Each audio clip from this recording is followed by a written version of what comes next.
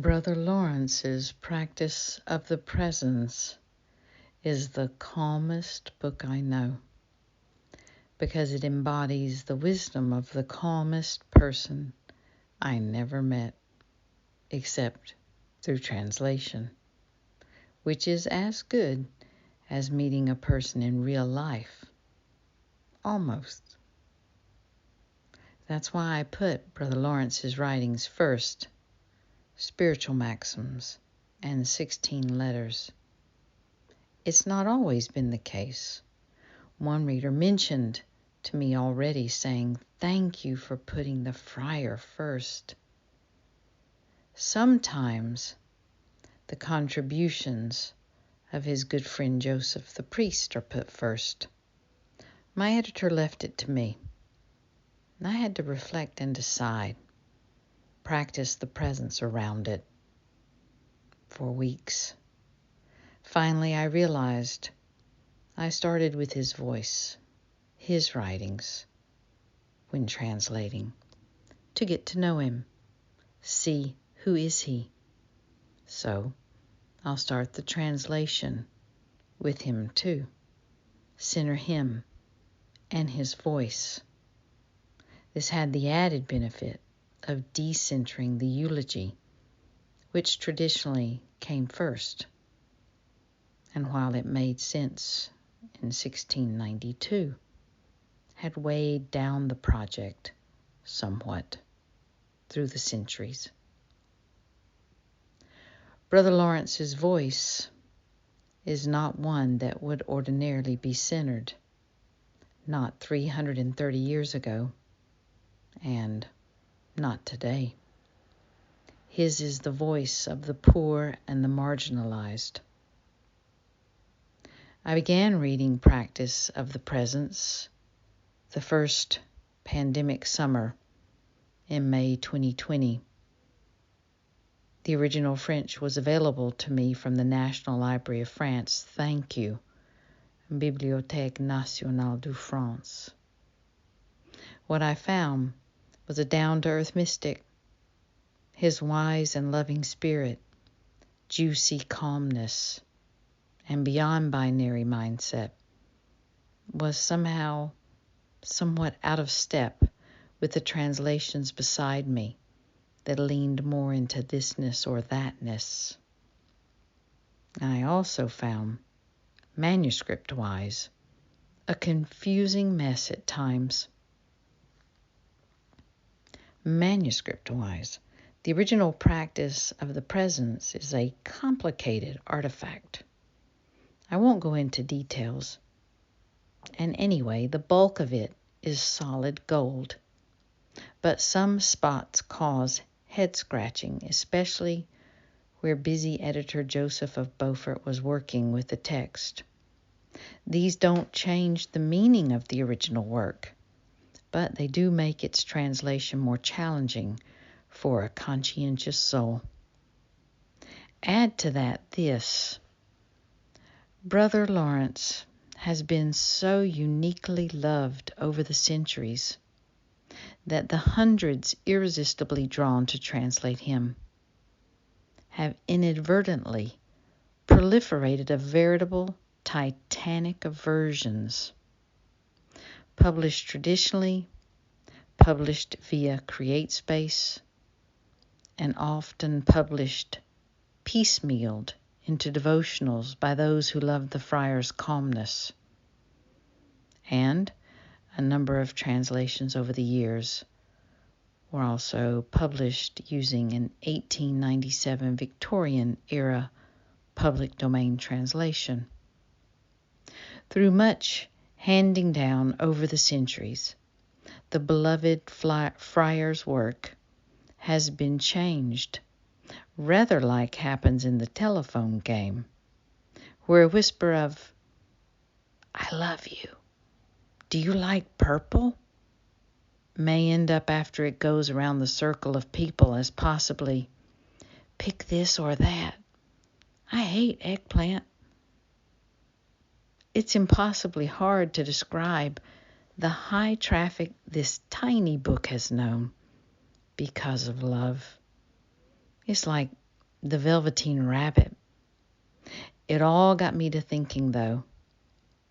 So after last week's activities, these included an IG Live launch with my friend Kathy Payne Anderson, now posted on my YouTube channel. It included Rhiannon Grant's amazing TikTok review. It included the mention of Brother Lawrence and his new translation in a sermon given at a Duke Divinity faculty retreat. It included a Religion News Service interview. Quote, Carmen Acevedo Butcher gives medieval mysticism a Gen Z reboot. August 25th, 2022 with Renee Rodin. And, which made me cry happy tears, they ran down my face. It included a Twitter sighting of the translation of the book itself at the Friars Carmelite Church in Paris on the Rue des Vieux Girards. Thank you to Dr. James K.A. Smith and his family who brought the friar home. And it included other exhilarating experiences that did gift me with happy tears more than once.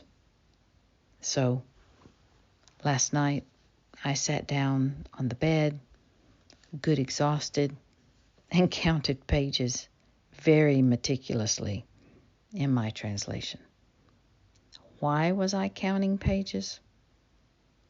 To return to that baseline of calmness that got me into this at the start. You know how numbers can be very soothing? Counting and writing the page numbers down on 3, 5 by 8-inch index cards, I discovered percentages that helped me have a concrete understanding of the balances in this work. To be more accurate, I'd need to go into the manuscript and count the words, but don't have the interest in that at this moment. In my translation of Practice of the Presence, which is the first to offer the complete teachings of Brother Lawrence to a wide-ranging audience, here is who wrote what and also how much space it takes up. 46 pages were written solely by Brother Lawrence. 41 pages were written solely by Joseph.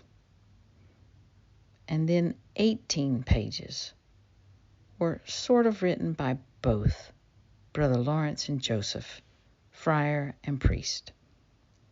So that works out as 44% was written by Brother Lawrence, 39% was written by Joseph, and 17%, we could say, was sort of posthumously written by them together.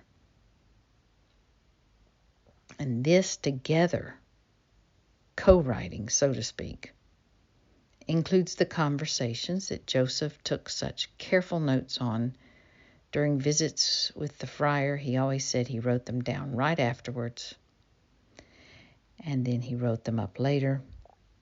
It also includes the Heart of Brother Lawrence, which is a summary Joseph made of Brother Lawrence's teachings taken from his writings. However, in the past, the priest Joseph's more institution-oriented, dogma-conscious 39% has often dominated the book, rather than centering Brother Lawrence and his 44%. Why is that?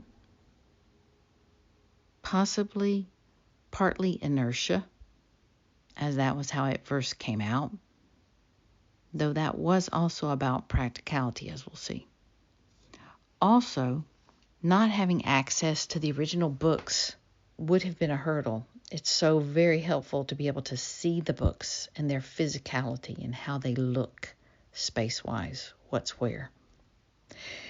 Here's how Brother Lawrence was first published by Joseph, his friend. His first edition came out 1 year after his death, and it came out in 2 parts, and these came out 2 years apart. So it came out in a fragmented way.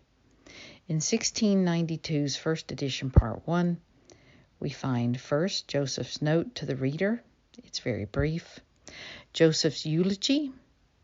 My translation names it Last Words. Then we have the friar's spiritual maxims and his letters. 2 years later, in 1694's first edition, part 2, we have Joseph's The Ways, which is called Profile in my translation. We have their Conversations and the Heart of Brother Lawrence, originally called The Practice of the Presence, which was a bit confusing since the friar's practice is called The Practice of the Presence. So I renamed it The Heart of Brother Lawrence because it is the very heart of Brother Lawrence. It's his best hits in 1,200 words. Joseph's friend, Brother Lawrence, died in 1691, aged 77. So, yes, it makes very good sense that a year later, so soon after the friar's death, in 1692, Joseph first put the book together with his note to the reader first, then his eulogy, Last Words, as an introduction to honor his friend and explain the spiritual maxims and letters included next. When a couple of years later, in 1694, Joseph published The Ways, or Profile, then their Conversations, and then The Heart of Brother Lawrence, again, it makes sense to introduce everyone to Brother Lawrence, as Joseph did, through a profile of his life first. In the past, it seemed to me, that opening eulogy was weighing down the calm, joyful life of the evergreen spirit of the friar's wisdom. And as we move further away from the date of his death in 1691, the framing of it also becomes open to reconsideration. I also wanted to center that unspeakable, unshakable joy the friar created by practicing the presence, come what may, as he said, which reminds me of the welcome practice.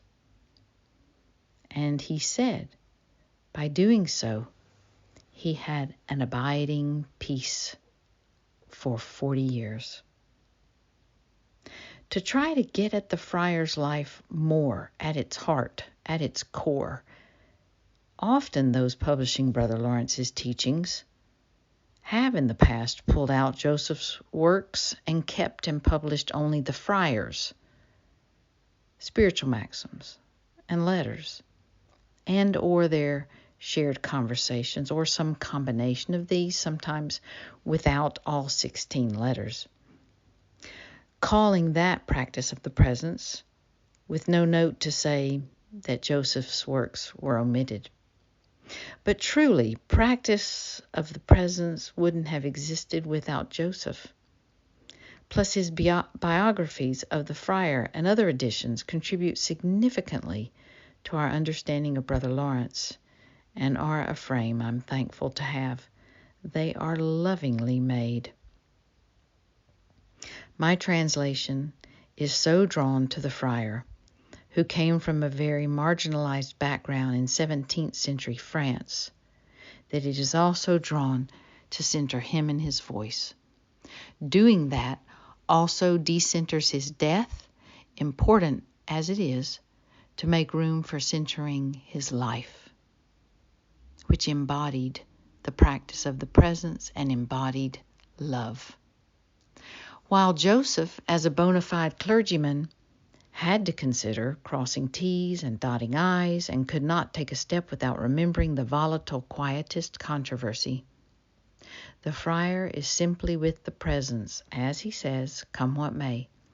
Come what may for him included soldiering, never having the opportunity for a formal education, being a prisoner of war, disability, limping daily in pain for 5 decades, failure as a footman, severe anxiety, joining the monastery as a lay brother, but only after very difficult struggles and doubt, living through climate crises and plague, and doing kitchen work he detested, but learning through the practice of the presence to do it for love of his brothers and for love of love or God. Ever hopeful, ever evolving in love, Brother Lawrence is indefatigable in his truth-telling and hope. He says in one letter, we don't need to shout out to do this practice of the presence. God is closer to us than we may think.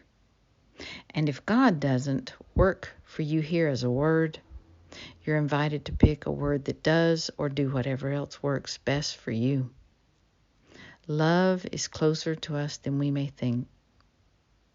Self-compassion is closer to us than we may think. Loving others is closer than we may think. Mystery, divinity, the source of the source, is closer to us than we may think. Seeing the truth of reality is closer to us than we may think. The true self is closer to us than we may think, and on. May we know the friars, you don't need to shout. God is closer to us than we may think. Love is closer to us than we may think. May we know this in our DNA. May we all know this deep love together. Peace to you.